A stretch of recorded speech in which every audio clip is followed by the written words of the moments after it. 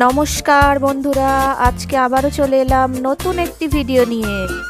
আজ তো রবিবার, তাই সকাল থেকে চলছে জমজমাটি সব খাওয়া দাওয়ার আয়োজন। সকালে ঝটপট স্নান ধান সেরে পূজা পাঠ শেষ করে নেমে এলাম নিচে।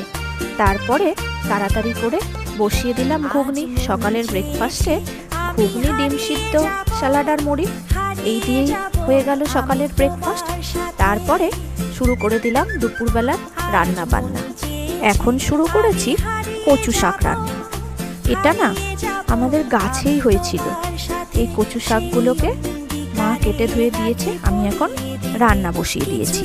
আজকে ঠিক করেছি কচু শাকটা নিরামিষই করব। নিরামিষ মানে পেঁয়াজ রসুন দেব, মাছ ছাড়াই রান্না করব।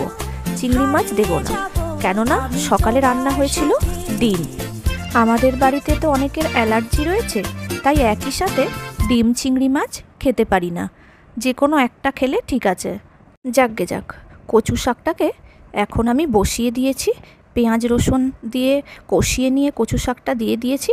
তারপর আস্তে আস্তে করে নাড়াচাড়া করে শুকনো হয়ে যেতে নামিয়ে নিয়েছিলাম। এখন এবারে কয়েক পিস বোনলেস চিকেন নিয়েছি, লম্বা লম্বা করে কেটে নিয়েছি। নিয়ে ভালো করে আগের থেকে ভিজিয়ে রেখেছিলাম গন্ধরাজ লেবুর রস আর নুন দিয়ে।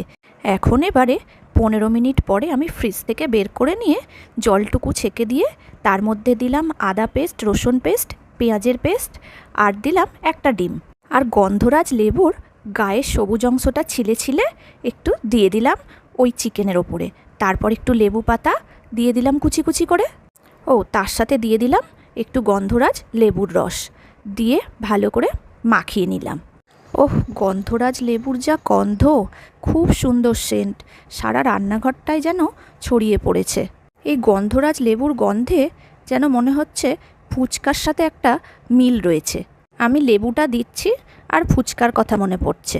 এরপরে দিয়ে নিলাম 1 চামচ ময়দা, 1 চামচ বেসন আর 1 চামচ কর্নফ্লাওয়ার, আর দিলাম একটু কাশ্মীরি লঙ্কার গুঁড়ো, একটুখানি সাদা তেল আর একটু গোলমরিচের গুঁড়ো দিয়ে আবারও ভালো করে মাখিয়ে নিয়ে 10 মিনিট রেখে দিলাম ফ্রিজের মধ্যে।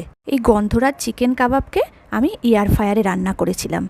প্রথমে ভাবলাম ডিপ ফ্রাই করব, তারপর ভাবলাম না, এত তেলকে এই গরমের দিনে লাভ নেই, একটু এয়ার ফ্রায়ারেই দিয়ে দিই।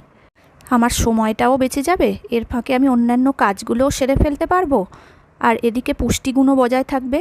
যা অতিরিক্ত তেল খেলে আমাদের শরীর তো প্রচণ্ড ক্ষতিকারক। তাই ভাবলাম এয়ার ফ্রায়ারেই বানিয়ে ফেলি। 180 ডিগ্রিতে 20 মিনিট দিয়ে দিলাম, ব্যাস আমার রেডি হয়ে গেল এই চিকেন কাবাব। দেখতে অতটা ভালো না হলেও খেতে কিন্তু বেশ ভালো হয়েছিল।